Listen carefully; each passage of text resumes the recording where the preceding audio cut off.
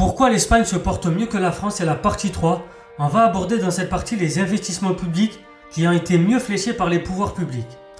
Pedro Sánchez a créé un cercle vertueux. Puisque la population augmente subitement, il faut construire davantage et donc créer de nouveaux emplois.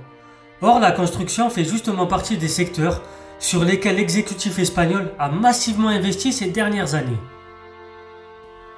Un petit rappel, l'Espagne figure parmi les principaux bénéficiaires du plan de relance européen déployé en sortie de crise sanitaire. Et donc l'Espagne a concentré ses fonds sur la construction en les fléchant notamment vers l'isolation thermique mais aussi la transition écologique, avec le déploiement massif de panneaux photovoltaïques. Je vous rappelle qu'en France, l'exécutif a décidé d'effectuer des coupes budgétaires et bien sûr la transition écologique a pris un sacré coup. Il y a un recul sur pas mal de choses en France, on y reviendra dans une vidéo spécifique. En tout cas, Pedro Sánchez a fait du soleil un atout, pas simplement pour faire venir les touristes, mais aussi pour produire de l'électricité. L'électricité est 15% moins chère qu'en France. C'est un avantage compétitif majeur pour l'industrie.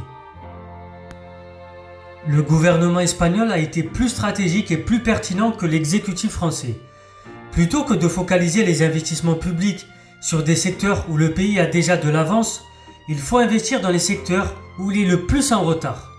Ce qui permet de maximiser la valeur ajoutée et de générer un effet d'entraînement pour toute l'économie.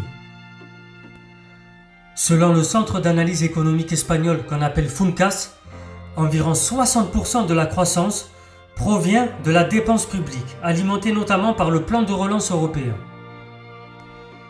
L'autre secteur, particulièrement porteur pour l'Espagne bien sûr ces dernières années, c'est le tourisme, qui pèse pour près de 13% de l'économie nationale. On observe deux phénomènes. La fréquentation touristique, après avoir accusé une forte baisse lors de la pandémie de Covid-19, a atteint des niveaux records ces dernières années. Je vous rappelle, c'était 94 millions de touristes étrangers accueillis en 2024 en Espagne, contre moins de 20 millions en 2020. Ensuite, la gauche espagnole, préoccupée par le surtourisme, mise sur une montée en gamme.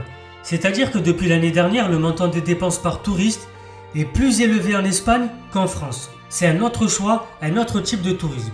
C'était Soso Lintello, abonnez-vous, partagez, likez. On fera une troisième partie pour conclure sur ce thème.